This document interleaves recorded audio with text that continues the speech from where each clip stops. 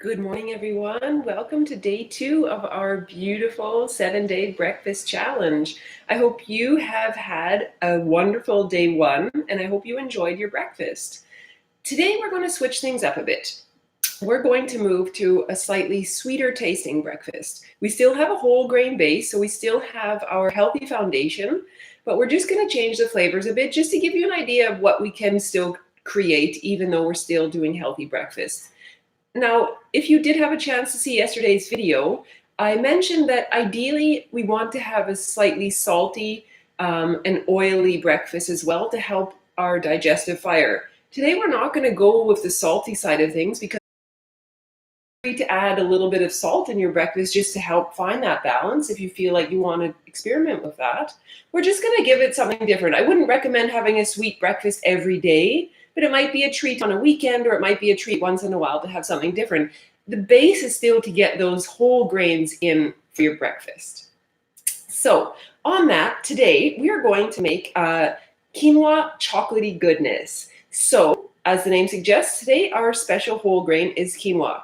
Hopefully you've already prepared your whole grain or your quinoa overnight, soaked it for 8 to 10 hours and rinsing it very well. And now we can come to the steps of cooking it and putting it all together. Again, breakfast for me is a base, it's a foundation, but I like it to be simple. Once you get into the habit, it comes together really nicely.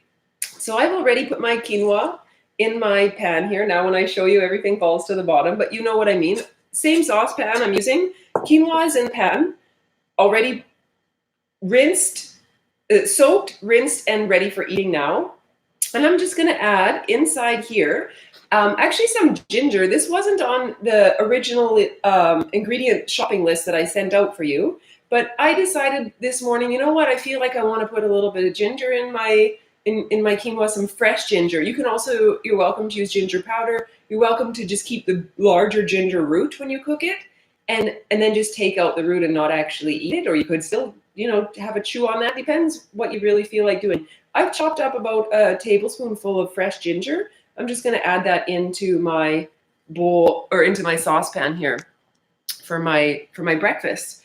Some of the other things that go into our breakfast, the actual pot for cooking, I have 1 teaspoon of cinnamon. This is optional, and it depends how you feel about this cinnamon spice. I also have 1/8 teaspoon of nutmeg. It depends, again, how you feel about these different spices. You're welcome to play around and try. Put less in, put more in, put different ones in. Let me know how it goes so I can see how your creative kitchen's coming along. For the cooking process, that's really all that we need right now. We're going to add some water as well. So I have here 2 cups measured out, but I don't think I'm going to use that much when I'm going to take a look at how I poured it. Quinoa doesn't need a lot of water actually for cooking. I put in now 1 cup. So there you go. I have 1 cup of quinoa in here. I'm going to put this on the stove for cooking right away, and I'm going to keep this video nice and sweet and short and simple for you, just like our beautiful breakfast. When the breakfast porridge is done cooking, this one, you will notice the quinoa is softer. It also, the tail kind of comes off each quinoa seed as well. And that's basically when it's ready. You can have a taste test. You don't want it to be too crunchy anymore. It's going to be softer. Usually quinoa will cook in about 20-25 minutes. Because we've soaked it, it will maybe cook a little bit faster for you, depending again on the source of your quinoa. So when it's done, you can add, even when it's cooking if you want, feel free to add, sorry, I'm just going to move. I had 2 things in this little container here, but I decided not to do it that way. You can add in these goji berries that we have. I've spoken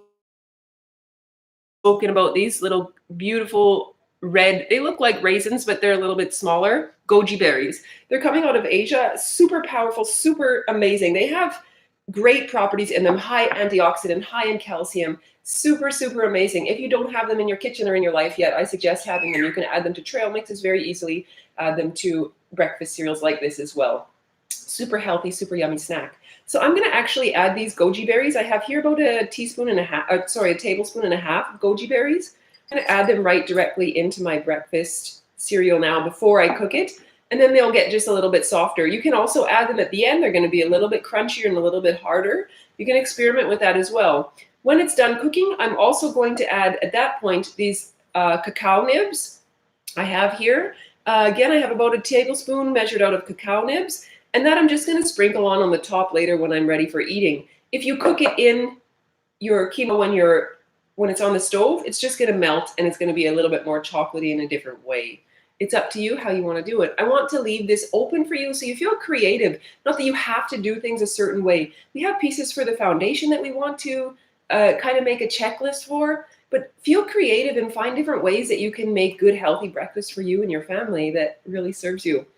And I decided also for this breakfast, when it's done cooking, I'm going to add some slivered almonds on the top.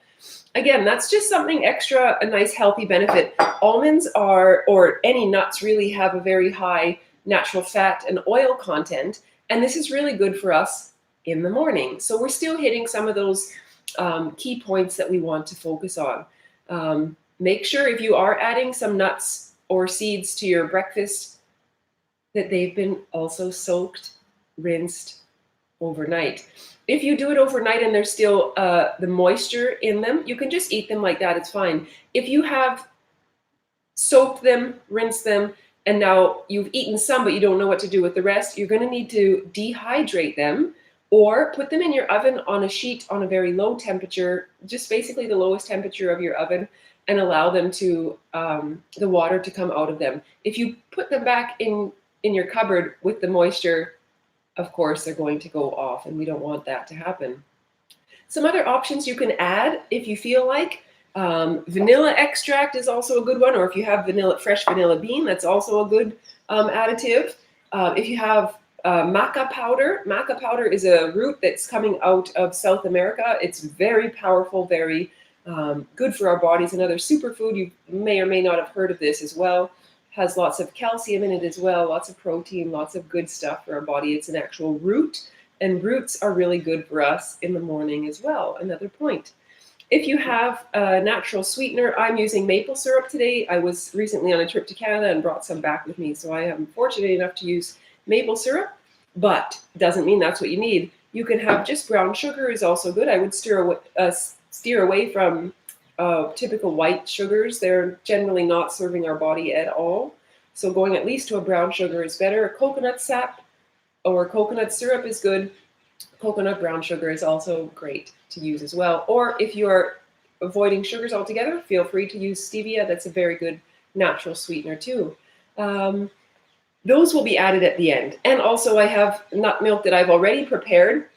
I always make my own fresh nut milk, but I will add this again at the end. So just when everything is done, I'm going to add my cacao nibs, my maple syrup, a little bit of my milk, and it's a nice, it's a sweet breakfast. But again, you don't need to add a lot of the sugar or the sweetener in order for that to happen. And just enjoy your beautiful breakfast that you've created. Anything else that you feel like adding on, let me know. I'm curious how things are going in your kitchen for you.